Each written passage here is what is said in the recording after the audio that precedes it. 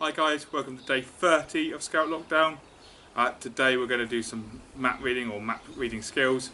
I hope you enjoy. Thank you for watching. Okay, so today we're going to learn some map reading and understand how to read a map. So I always teach the first rule of map reading is to check, check and check it again. If you check 3 times, then you're likely to get it right and go the right way. So first time you check, you think, well, I think that's right. Second time you check, okay, I think this is right. Third time you check, then hopefully you can check that it is right, and then you can carry on walking. And the more we check before we walk to the next place, the less likely we are to get lost, and the less likely we are to have to go further.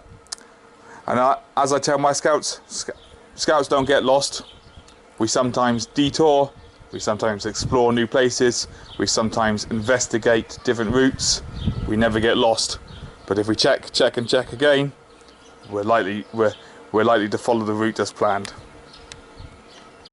But we're also going to check 3 things while we're checking. The first, we're going to check where we are, because if we don't know where we are, then we're likely to get lost pretty fast. The second check is check where we are going. So if we know where we are and we know where we're going, again we're less likely to get lost or go the wrong way. And the third thing we're going to check is check how we are going to get there. So with most places, once we know where we're going and where we are and where we're going, there's normally only 1 or 2 routes, if you're lucky, to take you there. And if one of those routes is a main road and one of those routes is a footpath, then that will probably be the way we're going. And if you've got your route plan, then we can follow the route plan before we leave, and we'll come to that in a minute. But we're going to check, check and check again. That's the first rule of map reading. Check, check, check again. And then these are the 3 things we're going to check 3 times. So we're going to check where we are 3 times. We're going to check where we're going 3 times. And we're going to check how are we going to get there 3 times. So it is really important to make sure your map is facing north every time you read your map. And this is important for many reasons. One, everything is written in north, it's always drawn in a north direction.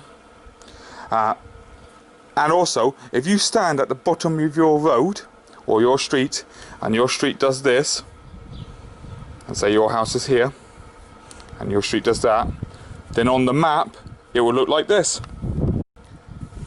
There you go. So on the map it will look like that. And if your map's facing north and you're at the end of your street, then your street in front of you will go up and bend to the right and then bend to the left and up with a turning on the left. And on the map there will be a road which goes up, turns to the right, turns to the left, goes up with a turning on the left, and they will match. So make sure your map's always facing north when you're checking the map. You'll find it a lot easier, and we'll have to learn how to set the map, which we'll do right now. So setting a map means pointing the map north, making sure the map is set to north. So the map's always drawn in the north, so we already know that's north. So we now need to turn the map to north. So we're going to put the compass on the map, and we're going to line the edge of the compass up with the blue lines. Hopefully you can see that there with the blue grid lines. And then, so once the compass is up, we're going to turn the map until the red needle is on N, and the N is on the directional arrow, and that means your map will be facing north. So now when you look at the map, the paths, if you're stood at this crossroads here, then this crossroad will go down here and there, and if you're stood there facing north, then you'll know that to the right you'll have this road here with a main road going down there, a turn here, and another road going all the way out here. And you can see that right in front of you if you're stood on that mark, and it will be the same on the map. So reading the map, if we want to go to one location to another location, how do we do the check, check, check again? Well, I'm going to blow this map up and we'll have a look. Okay, so this is the map all blown up, and this is the start point here. And these black lines, the black lines you see all around the map, are fields. And this is the so the black lines are actually hedges or barriers or boundaries or fields, and that's important because you may find that the footpath goes through the middle of the black line, which means the footpath will go through the middle of the field. I hope you've been learning what these red lines mean. These are contours. On day 2 we did that, so have a look at day 2 when we did the contours. So this is our map. Now I'm going to do a bit of Blue Peter magic and blow this map up even better. So we now look at that, so then we can now actually see the contours themselves. So how do we read a map? Well, if our map's facing north, which it is, then we are stood at base 4 and we want to go to base 5. So we want to check again. So we know the first check where we are, and we know the second check where we're going.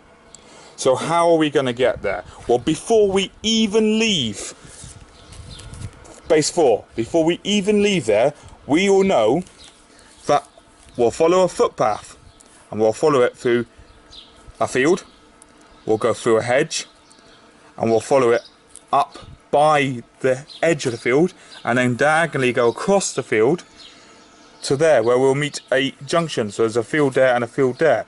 We'll go into the third field where we'll meet the bridge. Now bridges are great because they don't move very often, so then we normally know at this point if we're right or wrong because we're already at the bridge. But we already know that we're going to go through the first field, we're going to go into the second field keeping the hedge to the right with a tree line going around it. We're going to walk through the field to the bridge and over the bridge. Then we're going to meet some woodlands and a river. So the great thing about this is we're going to turn left. We're not going to turn right, and we're going to turn left, and we're going to keep the river on our left. So we haven't even left the start yet, and we know we're going to walk through 3 fields, over a bridge. We're going to turn left and walk south along the river, keeping the river to the left, and then we'll come to the road. And then from the road we're going to turn right and walk up, following the road through the town, and we're going to come to a church with a tower, not a church with a spire, a church with a tower. And we're going to continue the road with the church on the left. So if the church is on our right, we know we're going to go wrong. The church needs to be on our left.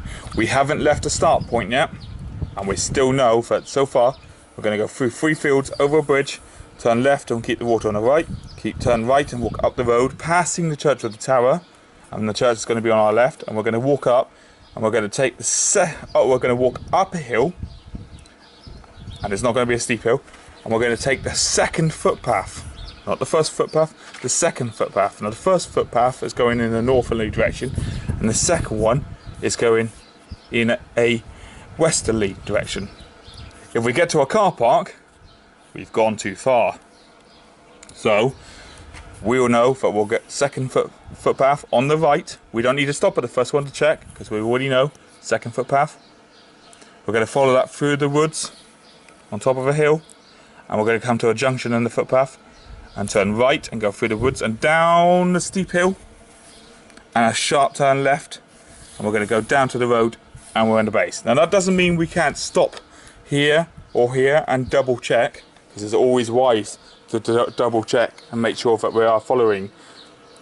But we haven't left the base yet, and we know where we are, we know where we're going, and we know how to get there. We know we're going to walk through 3 fields and turn left and meet a road. We're going to walk north and follow the road past the church to the second footpath. We're going to go through the woods and take the right up the fork, go down a steep hill and turn left to a road where the base is. And we know all that without even leaving that base. So we've already read the map and we've planned the route. So we now can start our walk, and we're going to check that 3 times. But that doesn't mean you can't stop You should stop. If you're not sure, stop and triple check. But we shouldn't have to stop at every single gate and every single footpath, because we know if the footpath's on the left, we don't need it because we want the second footpath on the right. So if there's a gate on the left, we don't need to stop there. We don't need that gate. We want a gate on the right, or a fence or a footpath on the right. Also, it's always important that if you do think you're going wrong, go back to the nearest point where you think you're right. And what's great about churches is they're tall and you can see them for a long way away, which means use the church as your point of going back to. You don't need to go back to the start because you know the church is right. And you also know that if you walked on the behind the church and you kept the church on the left, then you would be going the right way. But if you get lost over here, you can always go back to the point you know is right. Check, check, check again. You know your location because you're here. You still know where you're going because you're there. And then you can plan your route again. And that is how to read a map. Look ahead. Plan your route. Plan which side of the road is going on. Keep your map facing north and it will be easy. Thank you for watching. Hope you enjoyed. Stay home. Stay safe.